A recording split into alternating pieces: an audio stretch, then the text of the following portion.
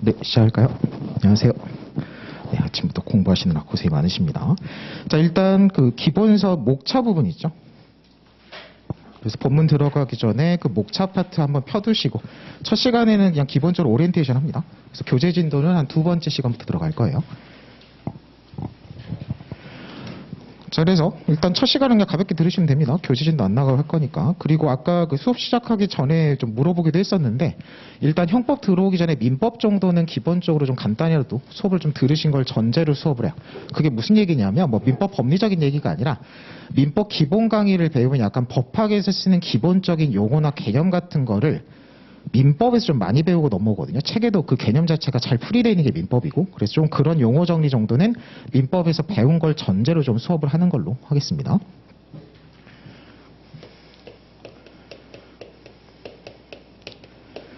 자, 그리고 특히 형법이면 어쨌든 이제 민법 배우고 딱 두 번째로 보통 듣는 기본 강의고, 지금 어떻게 보면 공부를 좀 처음 시작하신 분들이 많기 때문에 전체적인 좀 공부 방법론이나 이런 것도 좀 설명을 하고 들어가요. 자, 우리가 지금 준비하는 게 변호사지만 형사법이죠. 형사법이라고 하면은 이제 과목으로 따지면, 이제 이 시험을 보기 위해서 우리가 공부해야 되는 과목으로 따지면 세 개로 분류하는 거예요.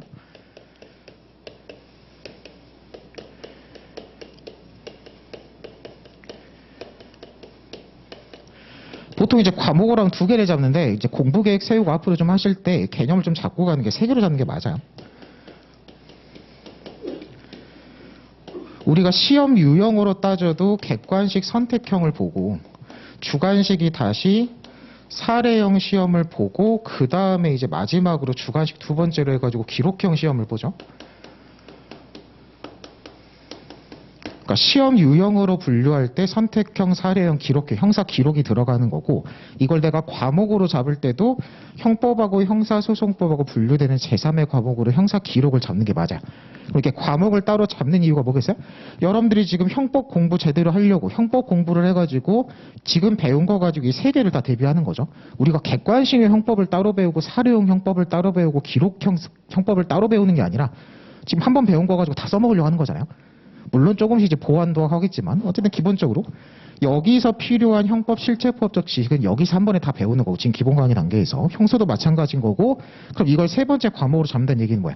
물론 형법만큼 길게 잡고 막 복잡하게 막 기본서 몇천 페이지 이런 걸 보는 건 아니지만, 기록형 시험을 보기 위한 약간 해당 내용 정리하는 기본 강의를 듣고 그 다음에 이제 기록을 위한 문제풀이 이런 것들, 다른 과목과 대등하게 세 번째 과목으로 잡아가지고 그런 내용 정리가 좀 필요하다는 얘기예요. 이런 것들을 과목을 아예 안 잡으면 여러분들이 소홀히 할 수가 있거든요. 앞으로 공부하는 과정에서. 처음 공부하는 단계에서부터 이 세 개로 잡고, 물론 완급 조절은 여기가 한 10이라고 하면 여기가 한 7, 8 되는 거, 여기가 한 4, 5 정도 되는 거예요. 기본 강의 분량이라고 하면. 그런 것들을 잡고 갑니다. 자, 그래서 일단 객관식이고 두 개가 주관식이에요. 그리고 지금 처음 공부하신 분들은 아마 기출문제 같은 것도 아직 실제로 안 보신 분들도 있을 거여가지고 객관식 오지선답 문제 나오는 건 잘 와닿을 건데, 주관식이 지금 사례형이 뭐고 기록형이 뭐라고 하면 기출문제를 안 보고 아직 기록 공부 같은 걸 한 번도 안 해보신 분들 같은 게 안 와닿을 수도 있거든요.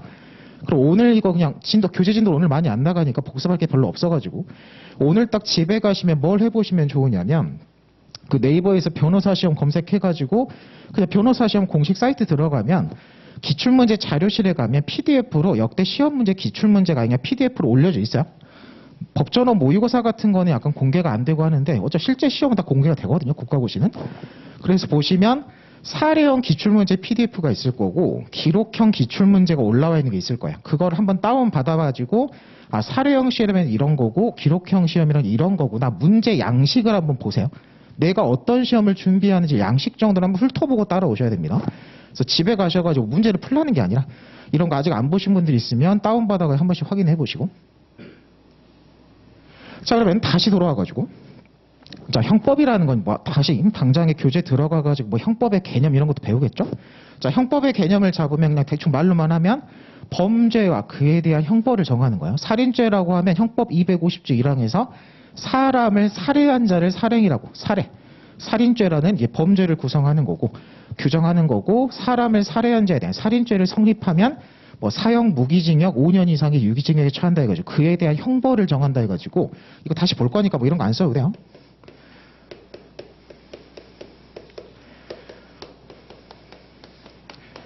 오늘 이제 교재진도 나가면 이거 메인으로 배울 건데, 이제 형법에서 가장 기본 대원칙 중에 하나가 죄형 법정주의라고 하죠. 방금 얘기한 거예요. 살인죄라고 했을 때 살인죄가 뭐냐? 그 범죄를 법에서 정하는 거고, 살인죄에 대한 형벌도 사형 무기 5년 이상의 징역에 처한다 그래가지고 법에서 정하는 거예요.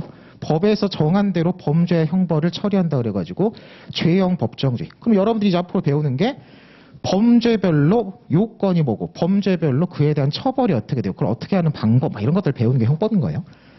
자, 그리고 형사소송법은 이제 간단히 그냥 말하면